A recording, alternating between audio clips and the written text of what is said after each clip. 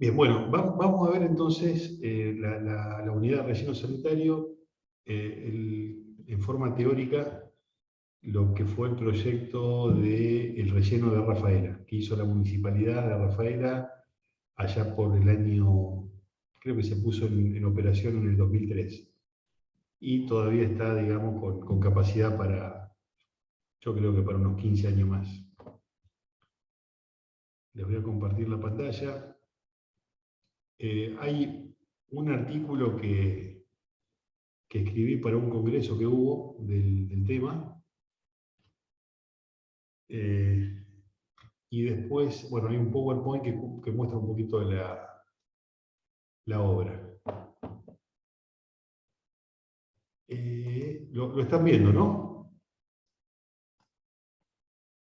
No, profe. Bueno, vamos a ver.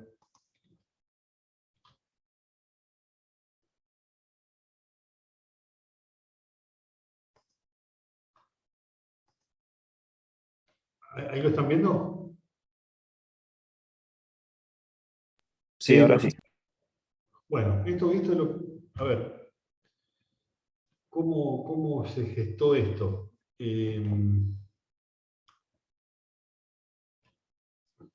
La ciudad de Rafaela, en la década del 70, digamos, usó un antiguo préstamo de suelo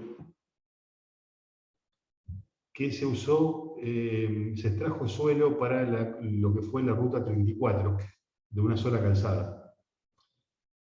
Uno de los yacimientos para el suelo de los terraplenes se tomó en lo que sería la prolongación de la Avenida Italia, al norte. Es lo que ustedes ven indicado en amarillo. Bueno, ahí se tiró, hasta el año 97 se tiró prácticamente todos los residuos de la ciudad, incluso residuos industriales, de la fábrica de válvulas, los frigoríficos. Tiraron en forma indiscriminada residuos a cambio de, creo que la compra de un grupo de industriales habían comprado un topador, digamos, a cambio de volcar ahí, en forma indiscriminada. Bueno, de más está decir el daño ambiental que eso provoca, ¿no es cierto? Afecta directamente a nivel freático, o sea, nosotros tiramos basura, tiramos líquidos residuales, hay un lixiviado que va a ir directamente al acuífero pampeano, que es el primero, y eso va a contaminar todo, digamos. Como ese acuífero tiene una velocidad de traslación, va a ir, esa pluma contaminante va a ir avanzando, digamos. En el año 97 se hizo digamos, se trató de hacer una especie de reordenamiento del basural, de mejorar lo poco que se podía, y se encontró ahí con que, bueno, había familias, había 35 familias viviendo en Cirujeo. Bueno, una falta total de planificación, de control, o sea, si uno quería tirar cualquier elemento lo podía tirar. Bueno, en el 97, como les decía, se tomó conciencia de esto y se empezó a pensar en un relleno sanitario.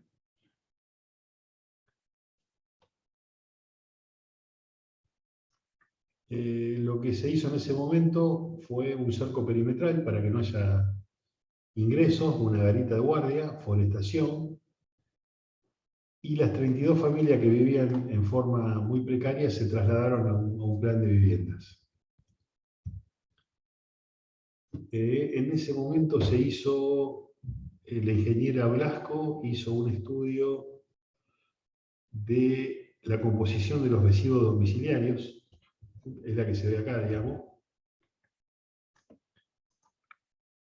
donde el 64% del residuo en peso es verde, digamos, es orgánico. Y después hay materiales recuperables, como por ejemplo el plástico, papel, vidrios. Y hay un porcentaje que son patogénicos, digamos. Patogénicos pueden ser, por ejemplo, un pañal de bebé, digamos. Son residuos que pueden transmitir alguna enfermedad. Bueno, esto te da un indicio que hay un gran porcentaje que es verde, que se podría compostar, y hay una parte importante que pueden ser recuperados, digamos.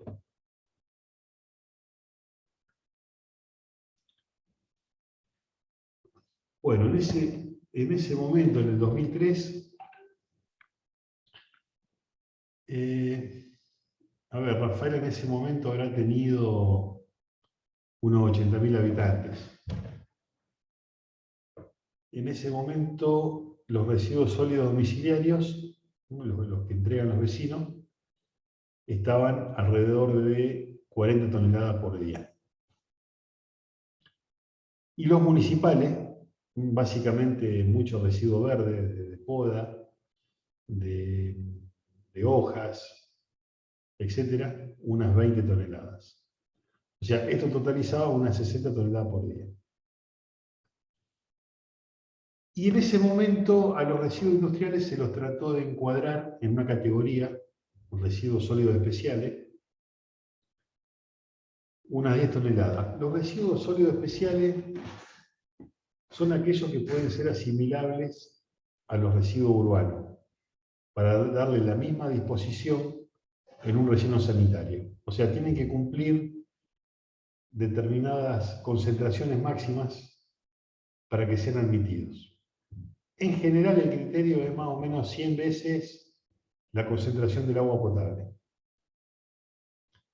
Digamos, salvo, no sé, la galvanoplastía o procesos muy especiales que no encuadran en esto, muchos residuos industriales pueden encuadrarse. Bien, o sea que si sumamos los sólidos urbanos y los especiales, estamos en 70 toneladas por día, que para ese momento eran más o menos 0,8 kilos por habitante por día. O sea, más o menos en Argentina está en el orden de 1 kilo por habitante por día. Sería como la dotación de residuos, digamos. A ver, en países muy desarrollados, estos 0,8 kilos por día, por persona, están en 2,5 kilos, 3 kilos. Y ya la parte orgánica es mucho más chica, digamos. Son más residuos, más plástico, sobre todo más plástico. O sea, el residuo, en definitiva, este parámetro está relacionado con el nivel de gasto, consumo de la población. ¿Qué sería un residuo? ¿Qué les parece que es un residuo?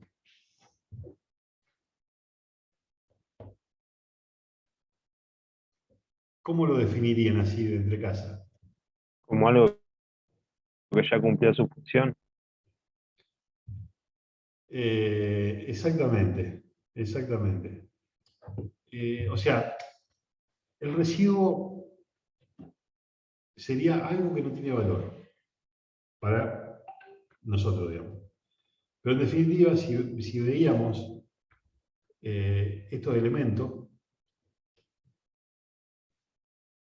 hay residuos que tienen valor. Por ejemplo, el plástico, papel, vidrio, lata, sobre todo la latita de aluminio. O sea, hay una industria del reciclado que puede tomar ese elemento, darle un nuevo uso y nosotros evitar tirarlo y ocupar un lugar físico. O sea, un poco lo que modernamente se habla es de las 3R, digamos. Reutilizar todo lo más que podamos las cosas, reciclar todo lo que podamos y reducir los consumos de elementos, digamos. Las 3R es un poco una metodología que surgió en Japón, para apuntar a la gestión integral de los residuos. No tenemos que ver el residuo como el lugar donde vamos a ir a juntar las cosas y las tiramos, sino pensar como un sistema, un enfoque sistémico, digamos. Bueno, a ver, en sus localidades de origen, ¿ustedes saben qué se hace con los residuos? En Ceres hay basural a cielo abierto y ahora están tratando de reciclar un poco, pero no se hace mucho. Pero un basural a cielo abierto. En los cardos también, profe. Basural a cielo abierto. Qué pena, pero bueno, a ver, la mayoría está en esa situación. ¿Alguna otra localidad? Sí, acá en Brinkman también teníamos a cielo abierto y hacían reciclados de cartones, plástico, vidrios. Y ahora firmaron un convenio con todas las localidades del noreste acá cordobés y van a hacer o sea, la disposición final del sistema encapsulado. Todavía no está en uso y tenían que inaugurarlo ahora dentro de poco. ¿Encapsulado dentro de un relleno sanitario? Claro, es tipo un relleno sanitario en el cual encapsulan todo en unas bolsas y lo depositan en el suelo. ¿Dentro de una celda de relleno o en el suelo directamente? Sí, en el suelo directamente. Porque está encapsulado, digamos. Claro, está encapsulado y se degrada dentro de 10 años, creo que decía. Bueno, a ver, la ingeniería sanitaria le va a ofrecer a ustedes un gran campo de acción, digamos. No solo lo que vimos hasta ahora, que es abastecimiento de agua, redes de cloaca, sino que también la gestión de los residuos. Está todo muy en pañales. Así que seguramente van a tener que tratar con estos temas a lo mejor como funcionarios de una localidad, o como ingeniero proyectista, o como ingeniero en una empresa, digamos, que haga la obra. O sea, es un campo de acción muy grande este.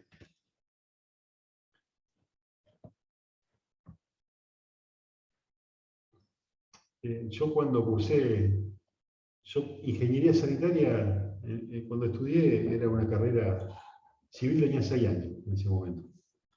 Y sanitaria estaba en 6.º año.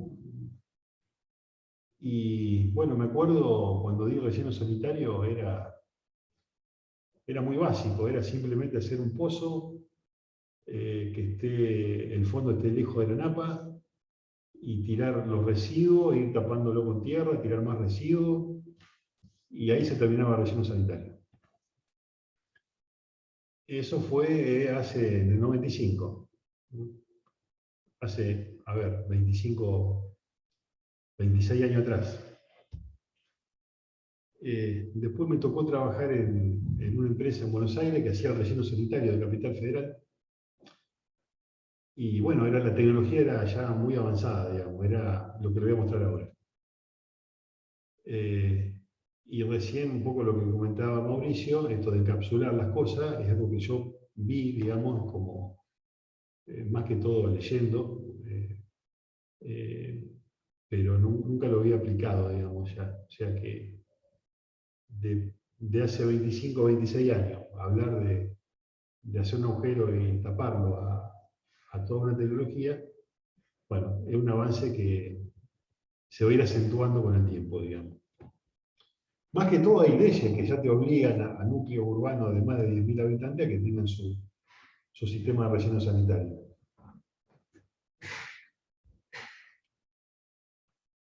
Si no mal recuerdo, profe, hay como una ley que a partir de 2030 no se puede más tirar basura a cielo abierto. ¿Puede ser? Sí, mira, esa ley no la conocía. Sí conocía otra que te obliga a localidades de más de 10.000 habitantes, ya hace varios años que deberían tener un relleno sanitario. O sea, tirar a cielo abierto es un crimen ambiental, digamos, total. A ver, es paradigmática la cosa, porque la Constitución te habla del ambiente sano y hace la vista gorda con millones de basurales a cielo abierto, digamos. O sea, el daño ambiental es altísimo. Y le voy a decir algo. El daño ambiental de contaminar es mucho más caro que hacer las cosas bien. Porque, a ver, un relleno sanitario tiene un costo.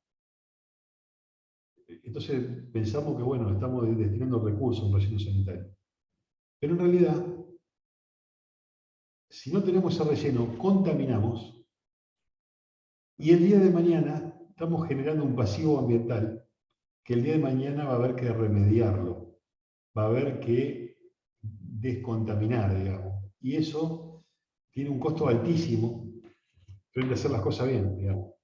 O sea, es mucho más caro contaminar que no contaminar.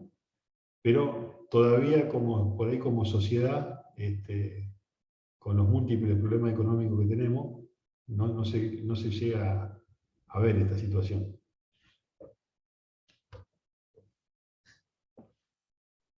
Bueno, a ver, lo que yo le voy a mostrar, que esto tiene unos 20 años o menos de 20 años en Rafaela. Bueno, Rafaela ya era una ciudad, siempre estuvo en el orden de ser la tercera localidad de la provincia, o sea, dentro de lo que es la zona, es una ciudad grande, y esta problemática ya se la enfrentó hace 20 años. Localidades más chicas van a pasar por este mismo proceso, digamos. Bueno, acá si vemos la ubicación del antiguo basural, vemos que era necesario buscar un nuevo sitio, digamos.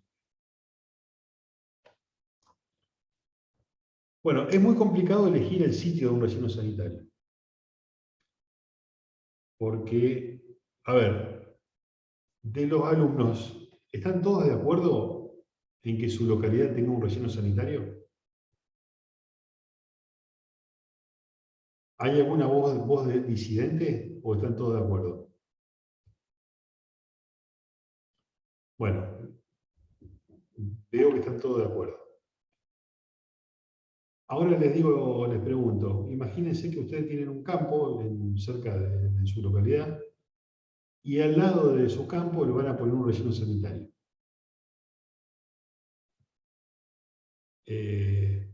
¿Están conformes con esa situación? ¿A alguno le hace ruido? Y yo creo que el dueño del campo no va a estar contento, profe. Porque eso genera olores y bueno, todo eso. Y por una contaminación también. Claro. ¿Hay una falla? Bueno, ese efecto, los ingleses, que son, digamos, bastante pragmáticos, le pusieron un nombre que es como el síndrome de no en mi patio trasero, digamos. O sea, estamos todos de acuerdo con que un relleno es necesario, pero al tipo que le toca al lado no lo quiere, digamos. Entonces, es un tema importantísimo la localización. En el de Rafaela me ha tocado ir a declarar años después, porque unos propietarios vecinos como que iniciaron una acción judicial contra el municipio. Entonces, en su momento tuve que ir a declarar por la parte técnica del proyecto, digamos. Bien, bueno. ¿Cómo hacemos para elegir el lugar de un relleno sanitario? Bueno, lo primero, hay una distancia a la... A ver, esto que le voy a comentar, cuando me tocó hacer el proyecto, todavía no había normas provinciales. Entonces, básicamente, un poco la referencia son las normas estadounidenses de la EPA, de la Agencia de Protección Ambiental. Entonces, primero tiene que haber una distancia a la población, yo le diría del orden de 3-4 kilómetros de la parte más cercana poblada. Después importante son los vientos predominantes. O sea, si ustedes tienen una estación meteorológica con años de tomar datos, en nuestro caso se usó la del INTA. El INTA está por acá. Te da un poquito la rosa de los vientos, o sea, qué direcciones de viento son los más frecuentes, que son los vientos predominantes. En el caso de Rafaela, los vientos predominantes son norte-sur. Entonces hay que poner el relleno sanitario de una forma que cuando hay viento, la deriva de ese viento no pase por arriba de la ciudad, digamos. Esto es por eventuales malos olores y por eventuales, no sé, incendios, elementos que arrastra el viento. Bueno, con este relleno anterior, con el antiguo basural, hubo un montón de quemas y todo el humo pasaba por acá arriba. Entonces había días en la ciudad de olor a basura, a quemado.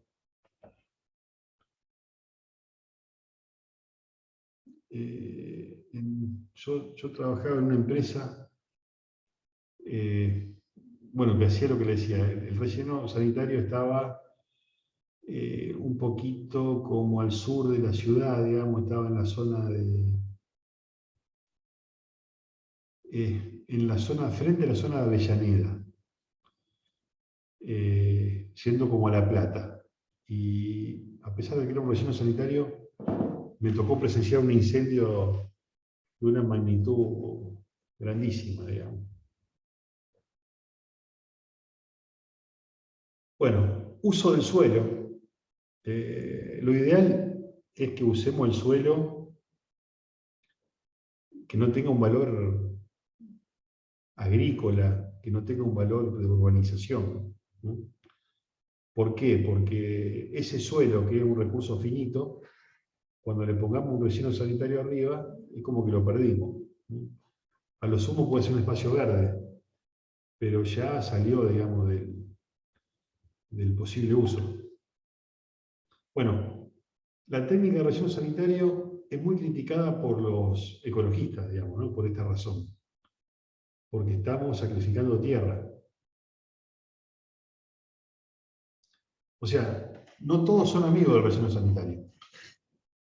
Y creo que con el tiempo va a tener cada vez menos amigos.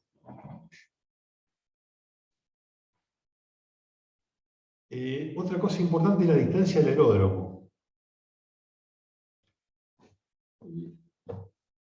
Creo que la norma americana distingue entre aeródromos con aviones a pistón, a hélice, y aviones reactores, con turbina. ¿Por qué les parece que es importante la distancia del aeródromo? Por la presencia de los humos que le dificulta la visual. ¿La presencia de los búhos? Los humos. Los humos. Para mí, profe, porque el relleno sanitario, digamos, tiene como tuberías que emanan gases, si no me equivoco. ¿Y esos gases pueden ser inflamables o no? Bueno, a ver, lo que dijo Matías de los humos puede ser. El relleno sanitario termina siendo un gran reactor biológico, porque tenemos ese 60% de material orgánico, cuando empieza a degradarse, va a tener una degradación anaeróbica y se va a transformar en metano y dióxido de carbono. el metano, obviamente, es un material inflamable, pero cuando va a la atmósfera ya se difunde mucho, digamos, la concentración ya pasa a ser baja. Hay otro tema más importante que para los aeropuertos. Los pájaros. Exacto. O sea, podés tener una cantidad enorme de pájaros, de gaviotas. Y la gaviota, ustedes habrán visto la película esta del avión que aterrizó en el río Hudson, que se comió, digamos, el avión se comió una bandada de gansos. Entonces, una ingestión de un pájaro en la turbina la puede sacar de servicio, digamos. Por eso, digamos, lo ideal es estar del orden de 10 kilómetros separado del aeródromo. El de Rafaela, el aeródromo de Rafaela está por acá. Bueno, está por acá.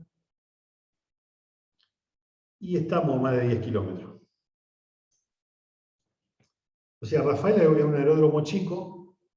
En general operan aviones con hélice, con motor de explosión. Pero también por ahí hay reactores, digamos. Por ahí vienen aviones corporativos, tipo Learjet, tipo los Citation, que son chiquitos, pero pueden tener problemas. Yo soy piloto privado de avión, digamos, vuelo con los aviones más chiquitos, los monomotores. Y me pasó una vez, a la salida estaba decolando y me llevé puesto un carancho, digamos.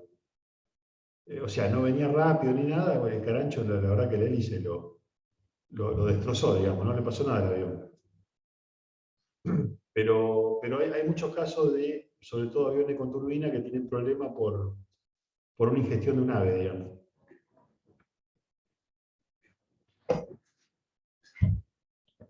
Bueno, otra cosa importante son las vías de comunicación. A ver, esto se hizo en el 2002, esta es la ruta 34.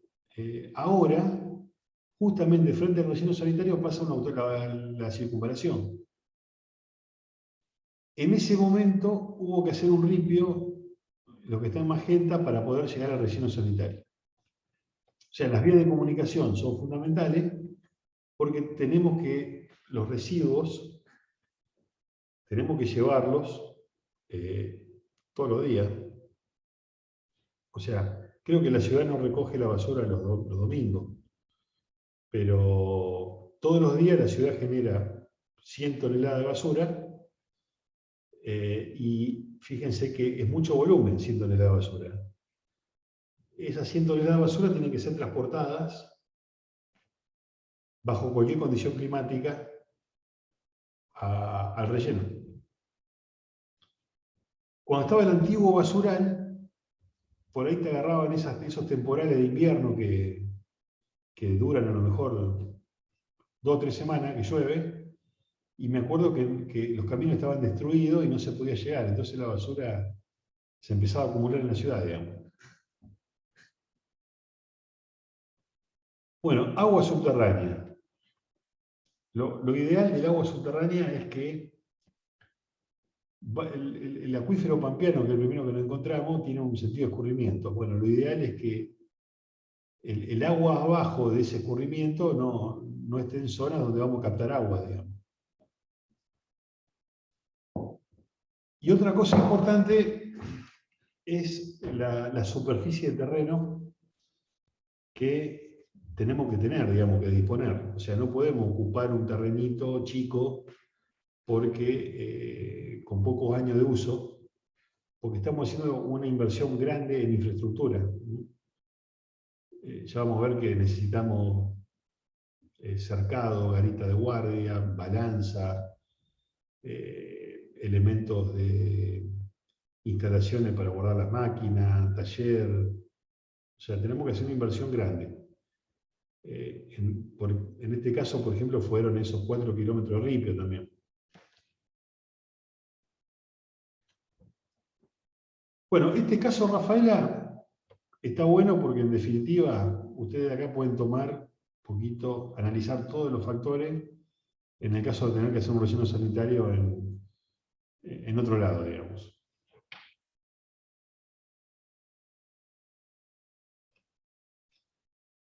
Bueno, el caso del terreno que se eligió, este terreno fue el que se eligió al final con todos estos condicionantes, se terminó eligiendo un terreno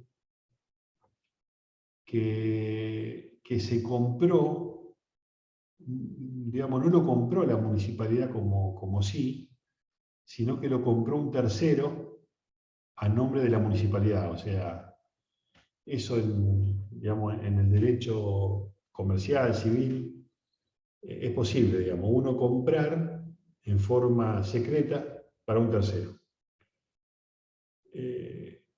Digamos, esto se hace cuando, si vos, digamos, vas como municipio, bueno, ya el precio es otro, digamos. O pasa también cuando uno quiere comprar el campo de al lado y por ahí, bueno, manda un tercero para que uno no pague digamos, el plus de ser quién es el propietario, digamos. Bien. Bueno, este estudio en su momento lo había hecho la Universidad de Rosario, que elegía la zona donde comprar.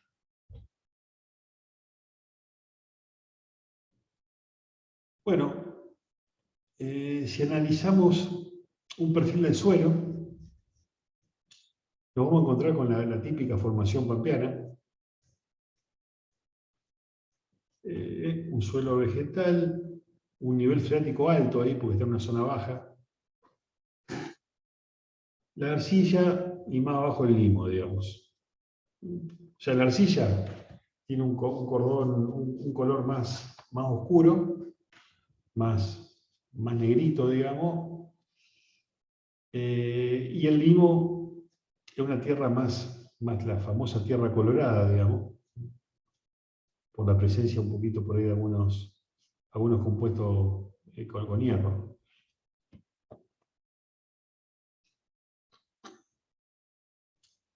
Bueno, importancia un poco lo que le decía la ubicación para tener en cuenta el escurrimiento subterráneo, digamos. O sea, el acuífero pampeano, que es el de arriba, la napa, tiene un poquito este comportamiento. Sigue bastante bien la superficie terrestre, despegándose de las zonas altas y pegándose a las zonas bajas, digamos.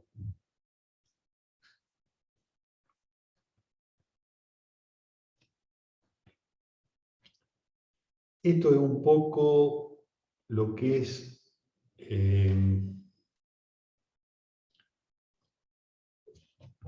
el escurrimiento subterráneo de la zona de Rafaela. O sea, acá está el perímetro de la ciudad, digamos,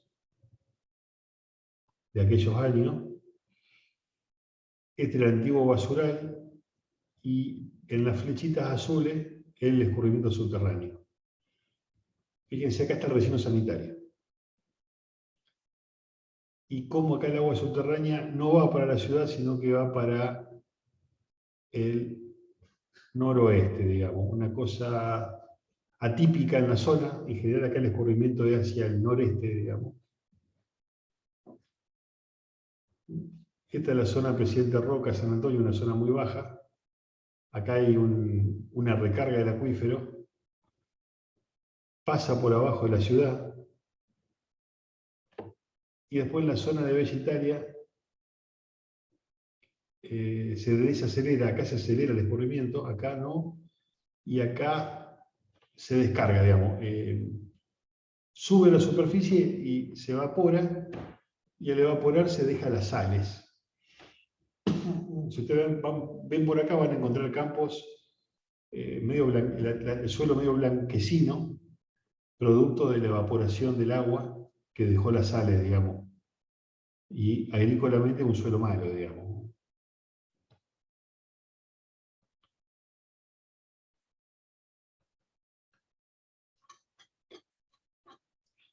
Bueno, acá es fundamental, cuando uno hace un relleno sanitario, es fundamental analizar el escurrimiento del agua subterránea. Es vital. ¿Por qué razón, digamos? Porque tenemos que evaluar ambientalmente el proyecto y ver que no contaminamos. Bueno, es una concesión al relleno sanitario, estos son los caminos, y lo que hice en su momento, colocamos piezómetros para medir la napa freática, digamos, la altura de la napa. Y con esas cotas, después, digamos, a la cota de la boca del piezómetro le restás la profundidad y te da la cota IGM y podés trazar las curvas de nivel. Y con las curvas de nivel, vos sabés que el escurrimiento va a ser siempre, la curva de nivel serían las equipotenciales. Y el sentido de flujo va a ser siempre perpendicular a ese equipotencial. Y ahí podés aplicar la ley de Darcy.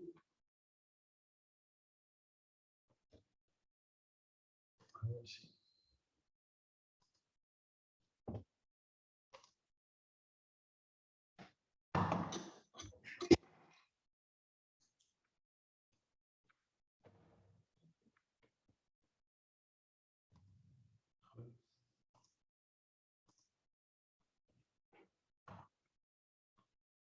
Vamos a suponer un corte del terreno.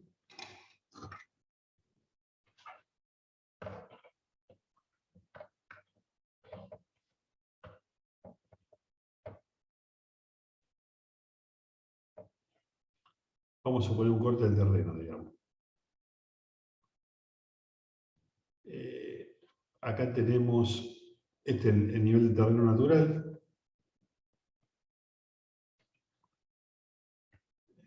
El apoyo de la napa freática son una arcilla que están unas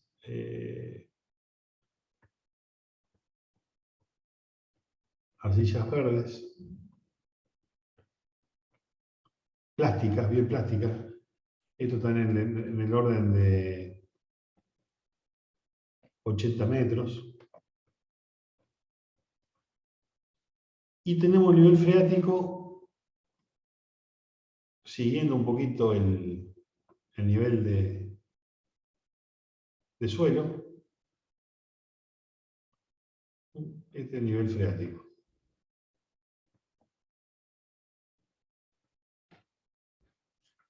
Bueno, obviamente la red de flujo del agua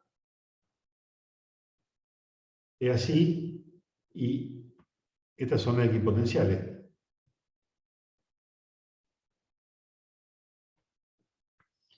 Bueno, ¿qué nos dice la ley de Darcy? Si tomamos, digamos, una sección acá, digamos, y una segunda sección acá,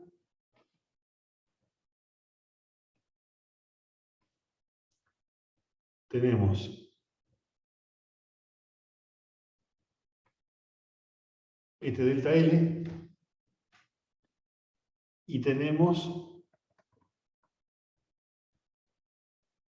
este delta H.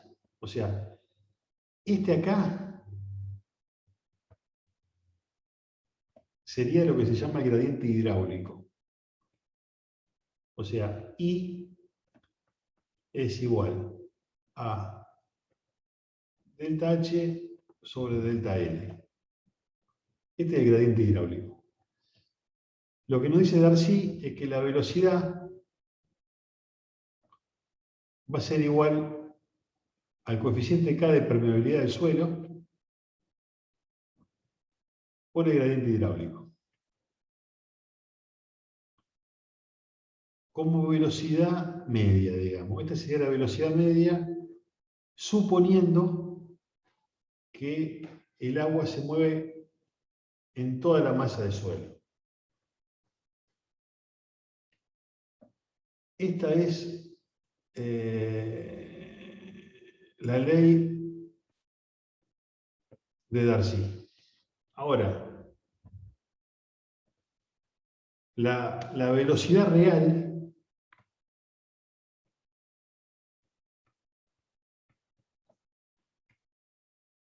como el agua no participa de toda esa sección, sino que va a ir por los canalículos del suelo, va a haber que corregir esta velocidad. Vamos a llamarla BD de Darcy. Va a haber que corregirla por 1 sobre la porosidad efectiva.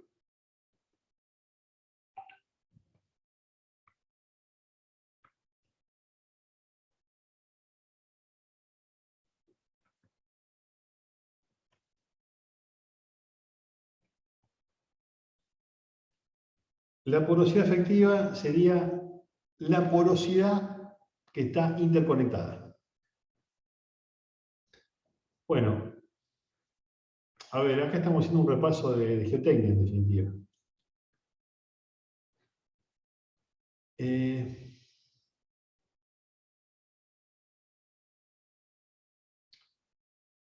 Digamos, lo que le decía acá es el coeficiente de permeabilidad.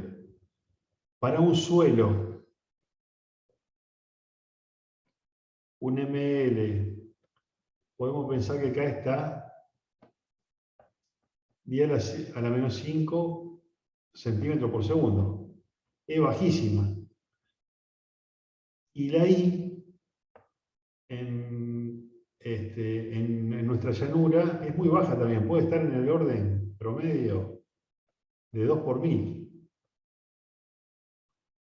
A lo que voy, que esta velocidad son muy pocos metros por año, digamos, de escurrimiento. O sea, el agua escurre con una velocidad muy chica.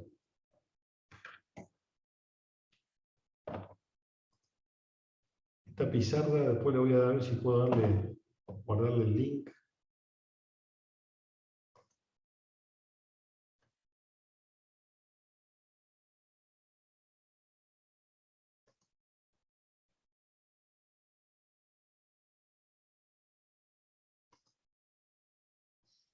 Bueno, se la voy a subir a YouTube como una imagen de alta calidad.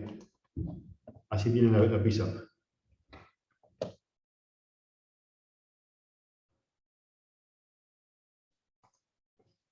Bueno, ¿a qué voy? Ahí le puse, fíjense que dice, el K, no en centímetros por segundo, sino metro por día, el I, la pendiente, 1 por 1000, y la porosidad efectiva 0,16. ¿A qué va esto? Que la velocidad de escurrimiento va a ser de 1 metro por año. O sea, muy poco. Pero bueno, acá si hay una fuga en el relleno sanitario, el agua va a escurrir en este sentido y la pluma se va a ir para la izquierda, digamos. Pero a una velocidad muy lenta. O sea, en el relleno después se colocan estos que ven acá, M1, M3, M4, son pozos de monitoreo. Son como perforaciones de agua que hacemos, de donde vamos a extraer agua, digamos, para analizar químicamente y ver que no cambien las concentraciones o que no nos parezcan contaminantes.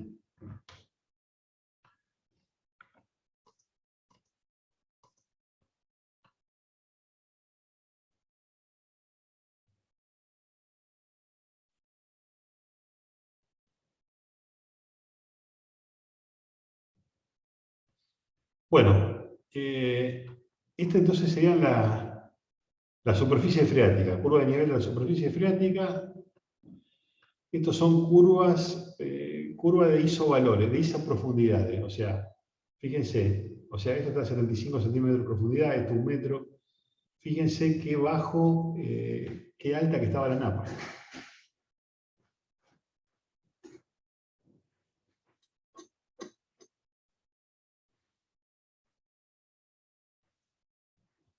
Bueno, entonces, al momento de hacer el relleno sanitario,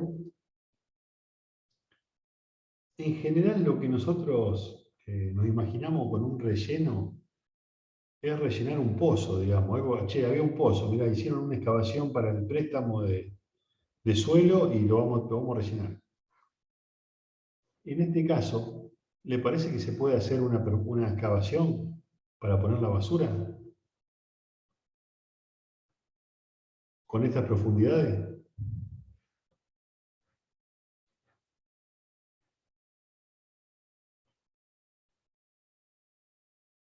¿Cómo lo ven?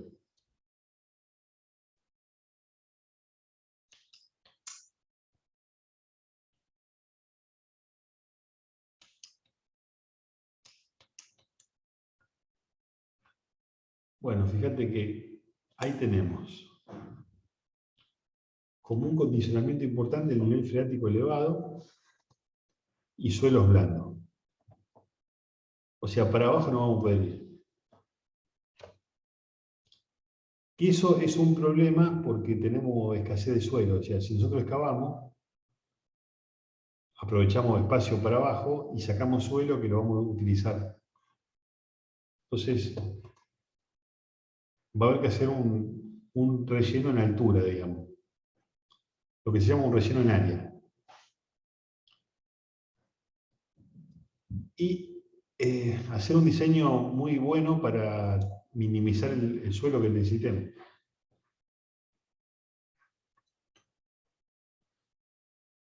Bueno, lo que tenemos que siempre tener en cuenta es cómo vamos a impedir la contaminación de los líquidos lixiviados, que es el principal problema de un relleno. O sea, la basura, los residuos, cuando los llevemos, cuando los compactemos un poco, van a expulsar la agua contaminada, que se llama líquido lixiviado, y eventualmente si llueve y va a mojar esos residuos, va a seguir lixiviando.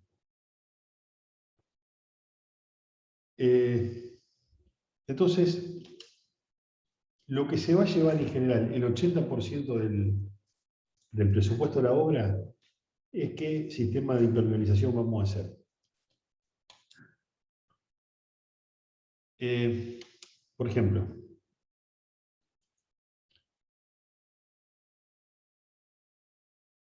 lo que recomendaba la EPA era una membrana de polietileno de alta densidad de 1500 micrones de espesor, o sea, esto es 1,5 milímetros, y abajo una barrera geológica de suelo bentonita, o sea, una barrera geológica de un material que tenga un K de 10 a la menos 7.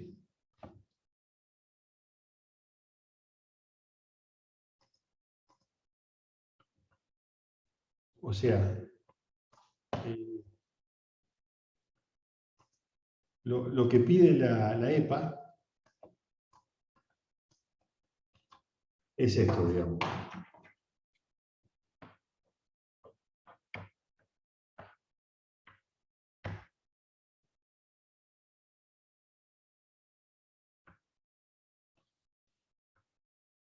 Tenemos, digamos, basura,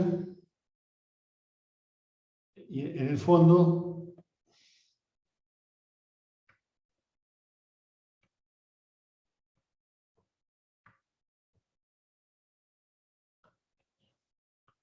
vamos a colocar una membrana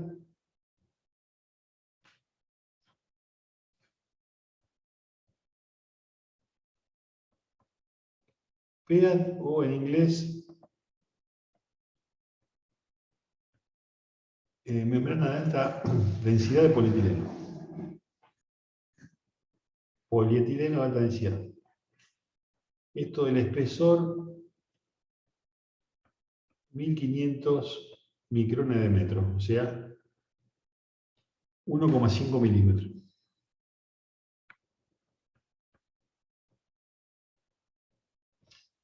Esta es lo que se conoce como una membrana rígida. Si la vemos, vamos a ver que a pesar de que parece que tiene poco espesor, termina siendo como una especie de cartón duro, digamos. Y abajo, la EPA hablaba de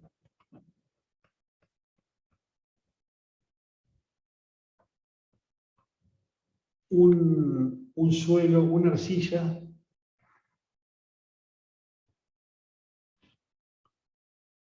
alta plasticidad,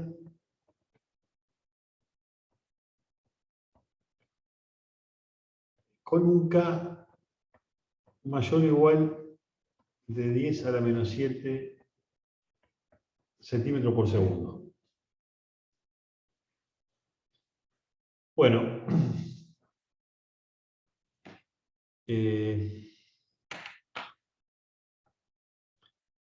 nosotros nuestro suelo nativo,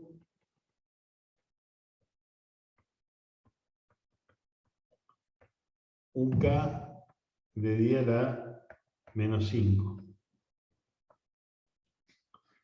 Entonces, bueno, fíjense que de 10 a la menos 7 a la menos 5 son 100 veces de permeabilidad, digamos. O sea, necesitamos un suelo 100 veces más impermeable. Esto la EPA fijaba alrededor de 2 pies, digamos.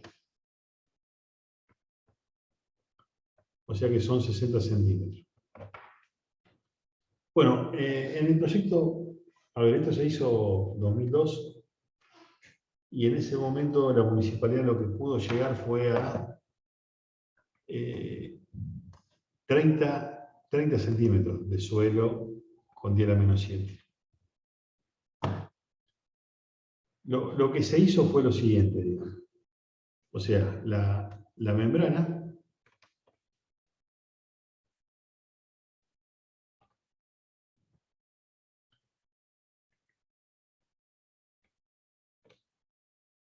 de 1500 micrones, y abajo de eso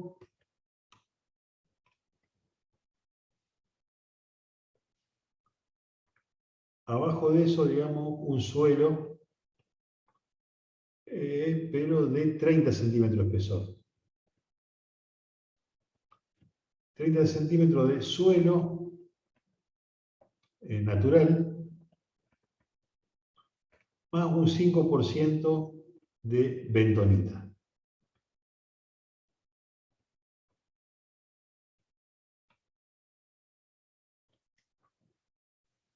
O sea, la bentonita es una arcilla que tiene el mineral mortmorillonita,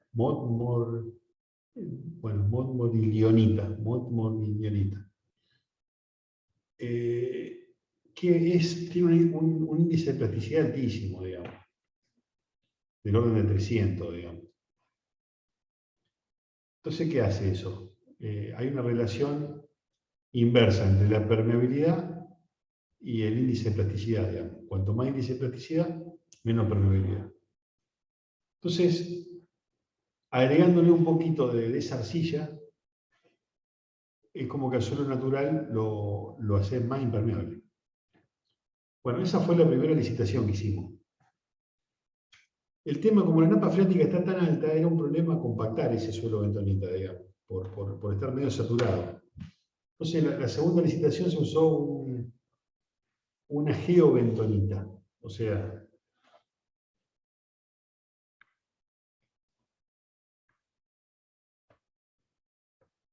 la membrana PEA, y abajo de eso,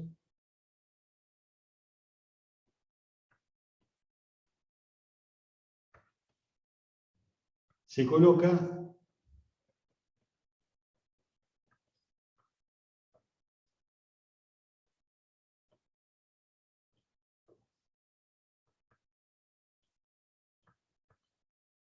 ¿qué es esto, la geobentonita?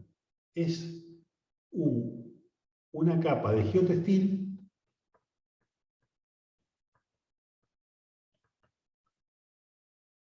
muy poquita, un espesor de bentonita ahí abajo, bentonita pura, y otra manta de geotextil, digamos. Un sandwichito. Pero esto tiene a lo mejor una permeabilidad de 10 a la menos 9. Entonces, esto te reemplaza a esto, digamos.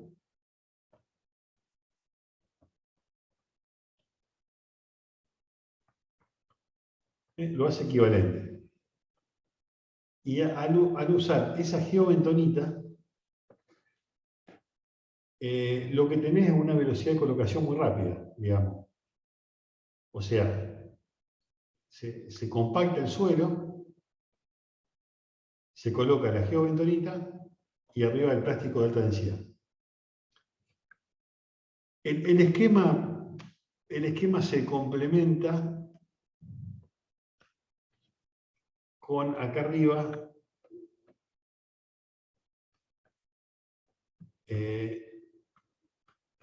le proyecté 40 centímetros de suelo como protección, digamos. O sea, cuando tiremos la basura acá, que no haya nada que punzone el plástico que está abajo. ¿Se entiende?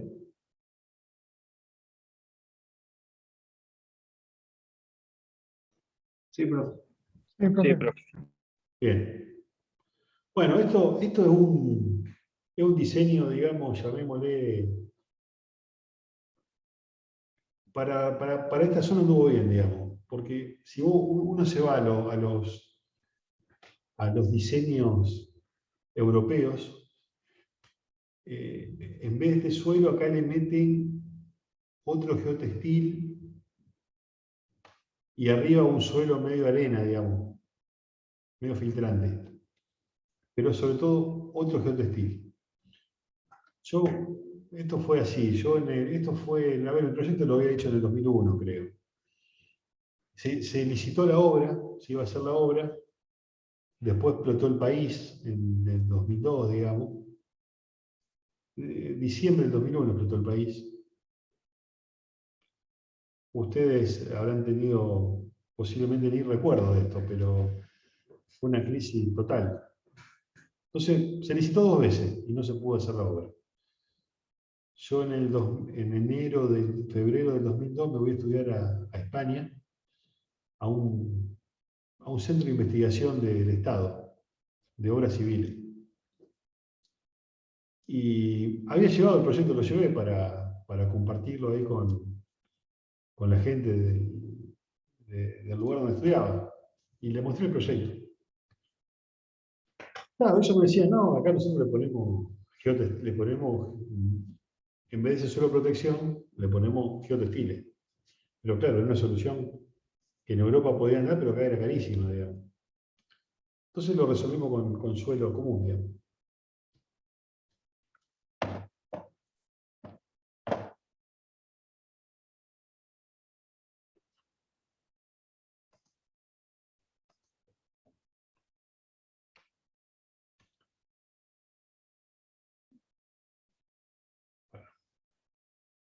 Bueno, en síntesis, ¿cómo terminó el relleno sanitario? El proyecto. Bueno, lo terminamos resolviendo, o sea, esas 33 hectáreas, lo que terminamos haciendo es todo un canal perimetral para sacar el agua, o sea, el relleno nunca tiene que estar inundado, digamos. Se le hizo una pantalla forestal, que me parece que de estos árboles creo que no sobrevivieron, porque no vi que estén los árboles. Esa pantalla forestal está buena para el impacto visual, disminuirlo y bajar un poquito el viento, digamos, también. Poquito, porque acá en el medio del campo. Bueno, se terminaron resolviendo con estas celdas que hasta ahora se hizo esta y se hizo otra acá al lado que está en proceso. Y en ese momento se había diseñado una garita de guardia, una balanza, una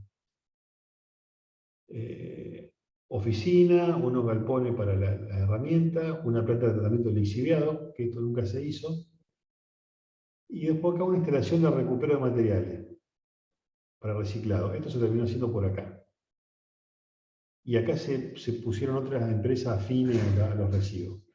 No sé si los fueron a visitar al relleno sanitario.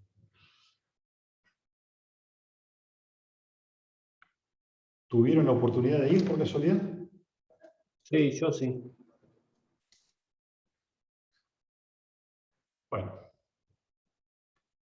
Bueno, el relleno, o sea, acá terminamos haciendo cómo generar en altura volumen con unos terraplenes perimetrales, donde los vehículos después circularían por acá. Se va rellenando digamos, de residuo, el módulo, y una cobertura final de suelo, que permita que esto respire, digamos. Bueno, en Europa también, acá le meten material drenante, geotextil.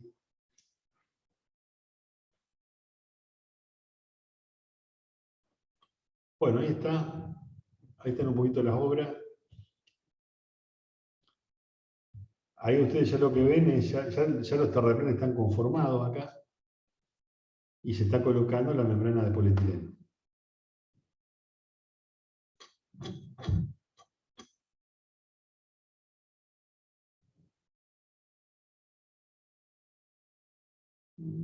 Ahí está un poquito el esquema del terraplén, digamos.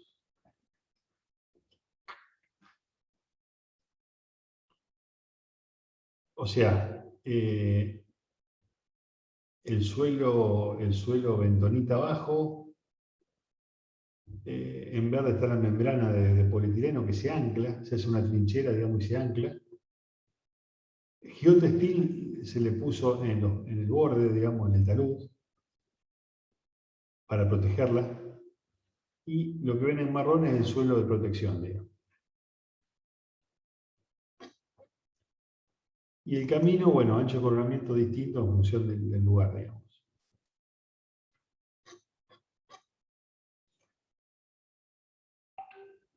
Ahí está un poquito el esquema. De la impermeabilización. O sea, se excava hasta el suelo, la subrasante se escarifica y se compacta. Se le hace la capa de suelo bentonita. En ese momento le pusimos 30 centímetros. La membrana de polietileno y la protección. Y arriba ya viene el suelo. Bueno, ahí se ve la colocación de la membrana. La membrana, digamos, entre sí son rollos y después se la suelda con el método de la cuña caliente, digamos. Se sueldan las membranas con unas costuras térmicas, digamos, por termofusión, y uno se asegura que están, digamos, herméticas. En el fondo, como le mostré antes, se coloca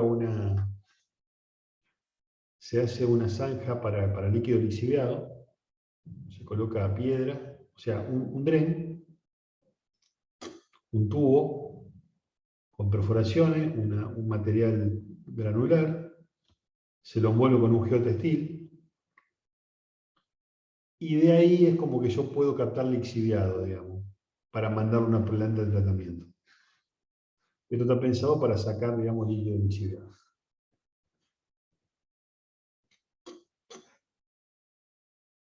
Bueno, ahí está, digamos,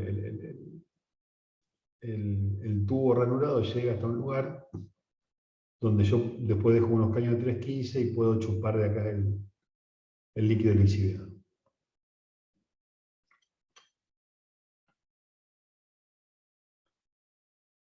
Esta es la cobertura, digamos, final. O sea, una vez que pongo el suelo, le hago una cobertura. Bueno, en un relleno de esta característica hay que usar Lo ideal son como unos tractores articulados que tienen como una especie de pata de cabra que te rasga el residuo y lo recompacta y se logran densidades del orden de 1 tonelada por metro cúbico. Pero eso requiere mucho volumen de residuos para amortizar el equipo. Acá se usa un tractor, un compactador, que llegaba a una densidad más o menos de media tonelada por metro cúbico.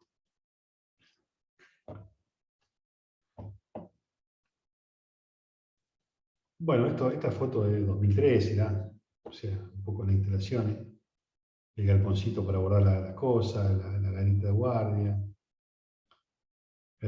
la oficina, para pesar la balanza.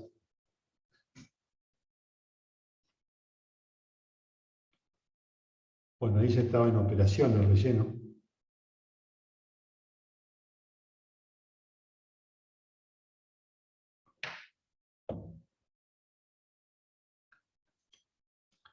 Bueno, lo que le decía, el control ambiental de esto, o sea, se colocan estos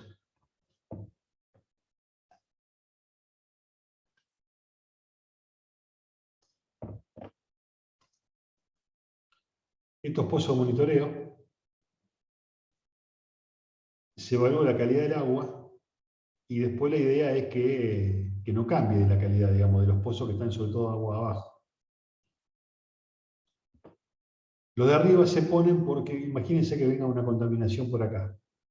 La van a detectar estos pozos y después estos. Pero si se detectaron acá, quiere decir que, bueno, vino agua de arriba. Si no se detectaron acá, es propia del relleno.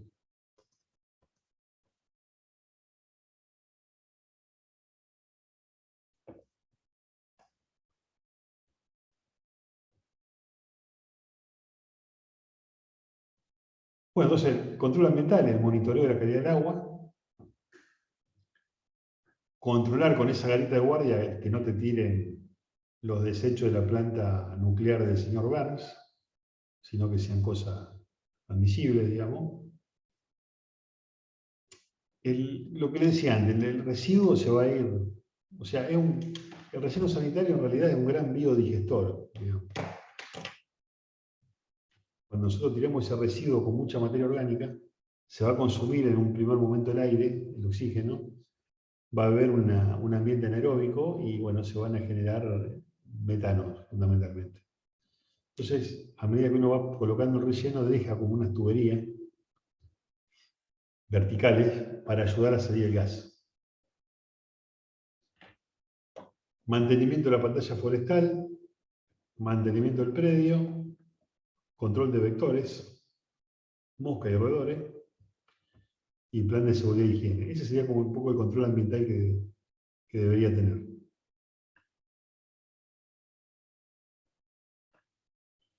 Bueno, yendo a los costos de la obra, a ver, estos números creo que lo hice en el 2004. Pero bueno, básicamente, fíjense, el costo del terreno, la ingeniería, poco, digamos. Obras complementarias, es un poco esto que le digo de la garita, de la balanza, un 7%. El movimiento de suelo, un 7-8%. La impermeabilización, 80%. Acceso 3, casi 4. Bueno, fíjense que la impermeabilización se lleva casi todo el costo de la obra, digamos. Por eso es vital qué impermeabilización vamos a usar, digamos.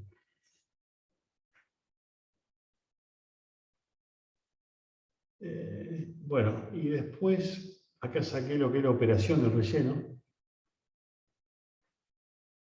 Guardia privada, técnicos, mano de obra, equipo y mantenimiento del predio y acceso. Fíjense que, bueno, los equipos es lo que más se lleva, digamos, costo de equipo. Los técnicos somos siempre baratos.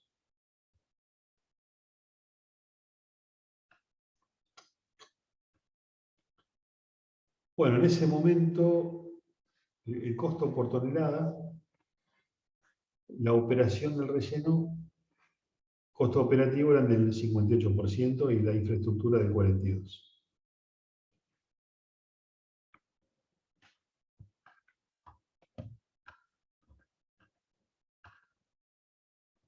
Bueno, me cansó un poco hablar de corrido, así que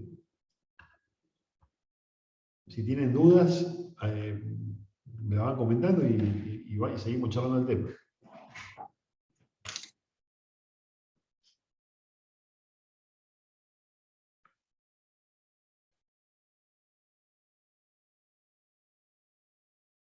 Para esto, profe, ¿existe alguna norma o algo así para tener una... Mirá, al momento de hacerlo, no había ninguna norma, digamos, argentina. Sí, como te decía, hay norma, la EPA tiene una norma de relleno sanitario. Después, al poco tiempo, salió una legislación provincial donde te piden básicamente lo de la EPA, digamos. La impermeabilización te piden esa membrana de polietileno de alta densidad de 1500 micrones y te piden el equivalente a 60 centímetros de suelo bentonita. Que eso se está reemplazando por esa geobentonita, digamos, la bentonita ensandwichada con dos geotextiles. Pero actualmente tendrías que seguir esa ley provincial.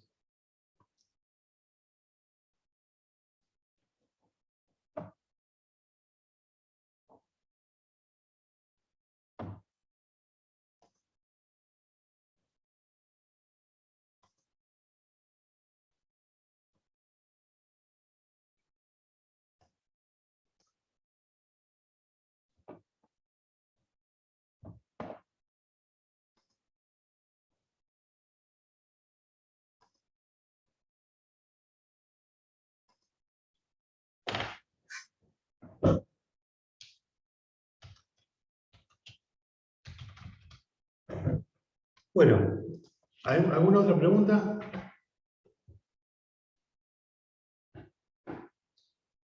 No, profe. Sí, decime, Tomás.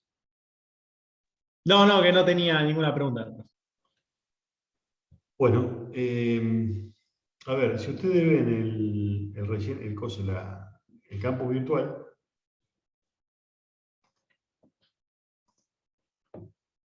lo van a ver en tema 9 y van a ver acá que hay una memoria técnica. Bueno, ahí está un poquito explicado lo que estuve charlando, digamos. Está un poquito desarrollado el tema, digamos.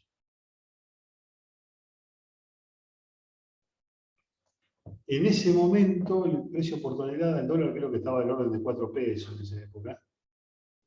Me daba un costo de, póngale, $4 por tonelada dispuesta. $4. Considerando una tasa de generación de residuos de 1 kilo por habitante por día, el costo de disposición final mensual por habitante es de $1.24. Y el de una vivienda promedio de 3,6 habitantes era de 4,48. Sí, ponen $5. O sea, imagínense, no, 5 eso era 5 pesos. Imagínense que el dólar valía más o menos 4 pesos, $1.25 por casa. O sea, un dólar, pónganle 300 pesos por casa por mes, tener los residuos. O sea, no es tanto, digamos.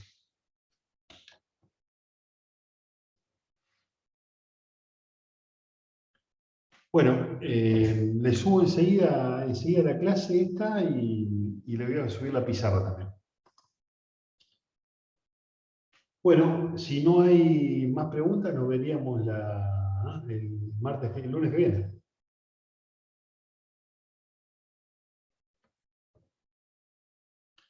Ya sería última clase.